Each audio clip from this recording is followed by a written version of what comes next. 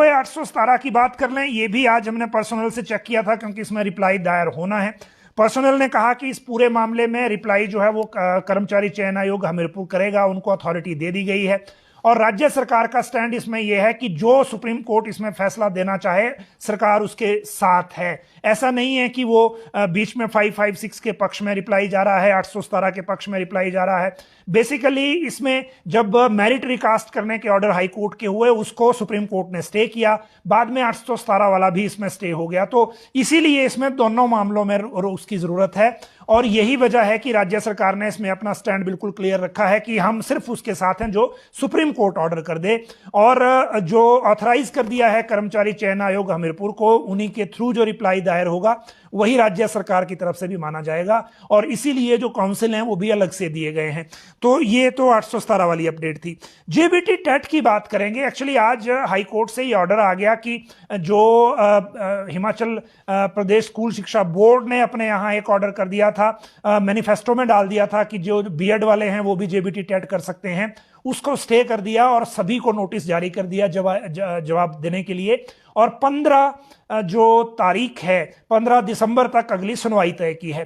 तो अब बीएड वाले इस टेट को नहीं दे पाएंगे क्योंकि शेड्यूल जो है अभी आ गया है। जिन्होंने अप्लाई कर दिया हो वो भी नहीं दे पाएंगे क्योंकि इसमें स्टे हो गया है। हालांकि बोर्ड की तरफ से अभी क्लैरिटी की जाना बाकी है कि जो पहले से शेड्यूल्ड अनाउंसमेंट की गई है उसी पर ये एग्जाम होगा कि थोड़ा चेंज करेंगे।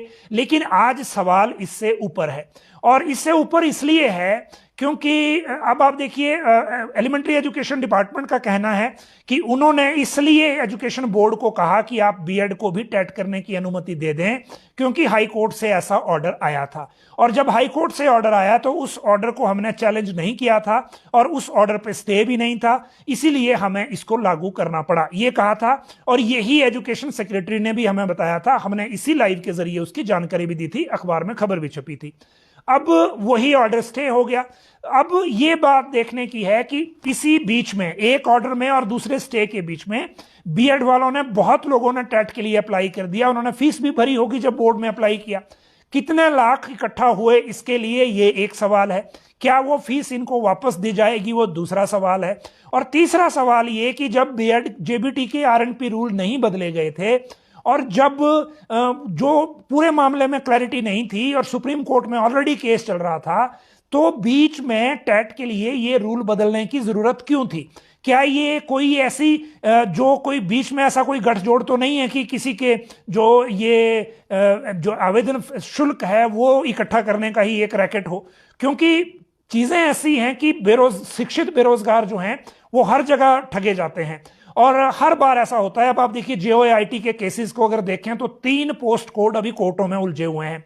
पीटी का केस है, पीटीआई का केस है, इधर ये जो अब टेट वाला भी आप समझिए जेबीटी बीएड कितने साल रहा अभी भी है। तो जो पढ़े लिखे बेरोजगार हैं उनसे रिलेटेड मैटर ही कोर्टों में उलझे हुए हैं और उन्हीं के साथ ये सारी चीजें हो रही हैं कि पहले अप्लाई कर लेते हैं, बाद में क्लैरिटी नहीं होती। और जिस डिपार्टमेंट ने ये कह दिया कि टेट इसको कर लिया जाए, या तो वो डिपार्टमेंट ही पहले स्टे ले लेता। जब जेबीटी के अभ्यर्थी कोर्ट गए उनको स्टे मिल गया तो डिपार्टमेंट को लेने में क्या था। और इन सारी चीजों के बीच में एक चीज ये बड़ी इंपॉर्टेंट है कि इस तरह की बातें बार बार क्यों हो रही हैं। और इन बातों पे इसलिए सवाल उठता है कि पिछले सरकार में 5 साल खासकर जो भर्तियों के मामले में लापरवाही हुई है, चाहे ये लापरवाही शुरू हुई थी जेबीटी जो केस जेबीटी की जो भर्तियां थी उससे, क्योंकि जो उस वक्त के एजुकेशन सेक्रेटरी थे सबसे पहले उन्होंने चिट्ठी लिख के दी थी एजुकेशन बोर्ड को और उसके बाद ये मसला उलझा था और आज तक वो सारी चीजें फंसी हुई हैं। अब बाकी जो केस जा रहे हैं उसमें ये चीज देखना जरूरी है कि ये एक ही तरह के ऑर्डर बार बार क्यों चेंज हो रहे हैं और सरकारी विभाग जो हैं वो सीरियसली चीजों को क्यों नहीं ले रहे। अगली बात करेंगे, जो कंप्यूटर ने चेक किए पेपर, ये बड़ा रोचक और अजीब मामला है एक तरह से पूरे हिमाचल में। बीएससी के फर्स्ट ईयर के रिजल्ट आया जी और उस रिजल्ट में हुआ ये कि 85% जो है बच्चे वो फेल हो गए। रिजल्ट भी आया कितना, 6 महीने लेट। और 6 महीने लेट जब आया रिजल्ट तो वो सेकंड ईयर में लगभग एग्जाम देने की तैयारी में है, आगे एग्जाम देने के लिए नजदीक है, लेकिन अब फर्स्ट ईयर में फेल हो गए और 4-4, 3-3 पेपरों में फेल हुए हैं। तो उनके पास अब क्या ऑप्शन है?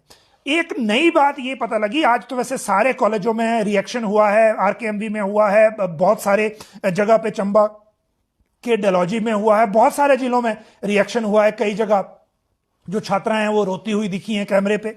और हैरानी की बात यह है कि जो टॉपर्स रहे हैं +2 में बच्चे, वो भी फेल हो गए हैं। हमने पता किया जब यूनिवर्सिटी से और सारी चीजें इसमें पता की गई तो पता लगा कि एक कंप्यूटर से चेक हुए हैं पेपर। कंप्यूटर से मतलब कोई सॉफ्टवेयर यूज किया होगा, हालांकि मैनुअल इंटरवेंशन उसमें रहती है, लेकिन पेपर कंप्यूटर से चेक हुए। उसमें जो आंसर है वो फीड किया गया है, उससे अगर मैचिंग कोई आंसर हो तो वो रेड और ग्रीन जोन में उसको बताता है कंप्यूटर सॉफ्टवेयर इनका, और उस हिसाब से नंबर लगते हैं।